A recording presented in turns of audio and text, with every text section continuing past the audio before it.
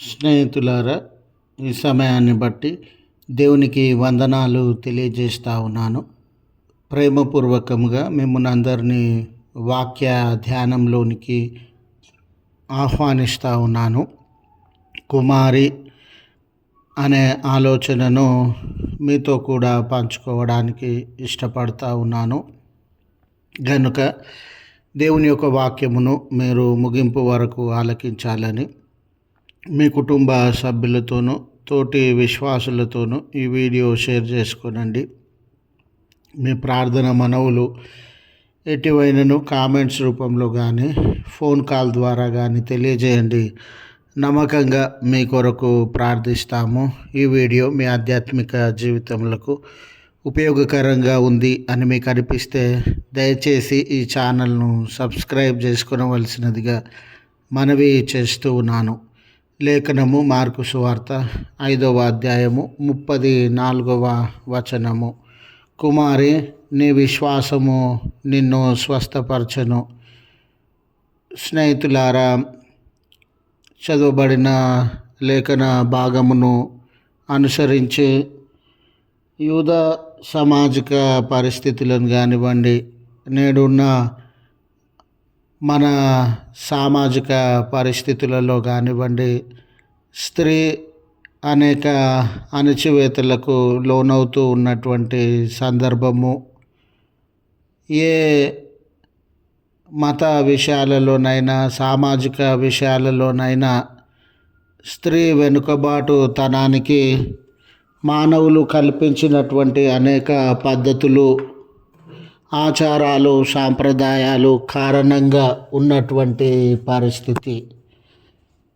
ఒక రకంగా స్త్రీని అపవిత్రమైనటువంటి జీవితం అని వెలివేయబడుచు ఉన్నటువంటి పరిస్థితి. ఆనాటి యూదా సమాజంలో రక్తస్రావము కలిగినటువంటి స్త్రీలు అంటరానటువంటి వారని, వెలివేయబడుటకు యోగ్యమైనటువంటి వారని వారు ఆలోచన చేస్తూ స్త్రీలను అణచివేస్తూ ఉన్న సందర్భము.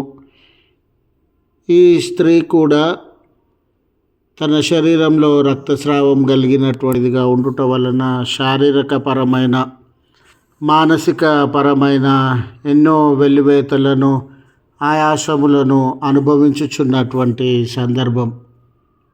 లేఖనముల ప్రకారం కానివ్వండి, వారు విశ్వసించినటువంటి సామాజిక పరిస్థితుల ప్రకారం కానివ్వండి, ఆమె అంటరానటువంటిదిగా ఎంచబడుతూ ఉన్నటువంటి సందర్భం. తన శరీరంలో ఉన్న బలహీనతను నోరు తెరిచి ఎవరికి చెప్పుకోలేనటువంటి సందర్భం. నేటి దినాలలో కూడా స్త్రీ మత విషయాలలో అంటరానటువంటిదిగా, అది ఏ మతమైనా కానివ్వండి, స్త్రీలకి తగిన అవకాశములు కానీ, నాయకత్వం కానివ్వండి, స్త్రీలకి సరి అయినటువంటి ప్రోత్సాహం కానివ్వండి లేనటువంటి సందర్భం. ఎన్నో విషయాలలో వారు అంటరానటువంటి వారుగా ఎంచబడుతూ ఉన్నటువంటి సందర్భంలో ఈ స్త్రీ శరీరంలో రక్తస్రావము ఉండిందని, ఆనాటి పద్ధతులు రక్తస్రావం కలిగినటువంటి స్త్రీని అపవిత్రురాలుగా చూసేటటువంటివి అని ఎరిగి ఉన్నటువంటి ప్రభువు ఆయన వస్త్రపు చెంగును ముట్టి స్వస్థత నొందిన తరువాత ఆ స్త్రీతో పలుకుచూ ఉన్నటువంటి మాట ఏంటనంటే కుమార్తె అని. రక్తస్రావమును బట్టి ఒక కుటుంబంలో అంగీకరింపబడినటువంటి పరిస్థితి, మత విషయాలలో అంగీకరింపబడినటువంటి పరిస్థితి, వారు నివసించేటటువంటి సమాజంలో అంగీకరింపబడినటువంటి పరిస్థితి, మానవులందరూ ఆనాటి మత అన్ని అనుసరించేటటువంటి వ్యక్తులందరూ ఆమెను అంటరానటువంటిదిగా, వెలివేయబడినటువంటిదిగా, యోగ్యత లేనటువంటిదిగా తృణీకరించుచు ఉన్న సందర్భంలో యేసు ప్రభు ఆమెను కుమార్తె అని పిలుస్తూ ఉన్నాడు.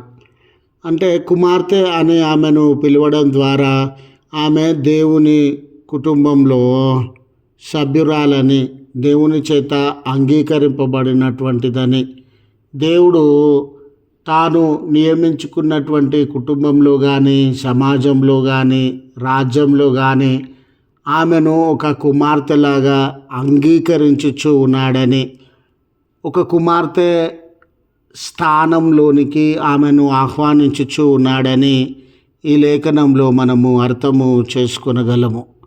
ఇలాంటి సందర్భంలో నేటి సామాజిక పరిస్థితులలో కూడా మనలో ఉన్న మత సంబంధమైనటువంటి తృణీకార భావము, కుల సంబంధమైనటువంటి తృణీకార భావము, జాతి సంబంధమైనటువంటి తృణీకార భావము, మరి జెండర్ డిస్క్రిమినేషన్ అండి, స్త్రీ పురుష అనేటటువంటి తృణీకార భావం. స్నేహితులారా, నీవు మానవ సమాజంలో ఏ అంశాన్ని బట్టి తృణీకారానికి లోనైనా ప్రభువు తృణీకరించకుండా, నిన్ను వెలివేయకుండా, ఆయన దృష్టిలో అల్పమైనటువంటి వాడవుగా నిన్ను ఎంచకుండా, అల్పమైనటువంటి దాననుగా నిన్ను ఎంచకుండా కుమార్తె అని తన రాజ్యంలోనికి, కుటుంబంలోనికి, కుమారుడా అని తన రాజ్యంలోనికి, కుటుంబంలోనికి నిన్ను ఆహ్వానించుటకు సిద్ధంగా ఉన్నటువంటి వాడు అని తెలియజేస్తూ ఈ మాటలను ముగిస్తూ ఉన్నాను. ప్రార్థించుదము. కృపగల తండ్రి, మహోన్నతుడా, మీ పరిశుద్ధ నామమునకు వందనాలయ. మరొక నూతన దినాన్ని మా జీవితాలలో అనుగ్రహించిన దేవుడవు.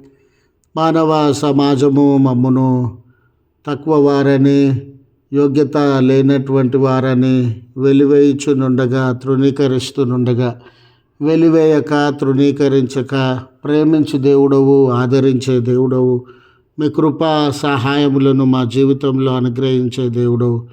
మనుషులందరి చేత మమ్మల్ని మేము విసర్జింపబడినటువంటి వారంగా ఉన్న కుమారుడా అంటూ, కుమార్తె అంటూ మీ కుటుంబంలోనికి, దైవ సంబద్ధమైనటువంటి సమాజంలోనికి మమ్మల్ని ఆహ్వానించుచున్న దేవుడు, మీ కృతజ్ఞతలు చెల్లిస్తూ ఉన్నాం.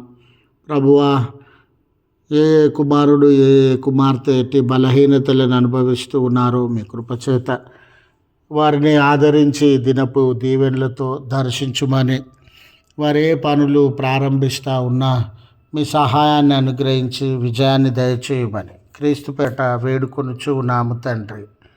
ఆమెన్. తండ్రి, కుమార, పరిశుద్ధాత్మ త్రియేక దేవుని దీవెన మనకు తోడై ఉండి మనలను కాపాడునుగాక. ఆమెన్.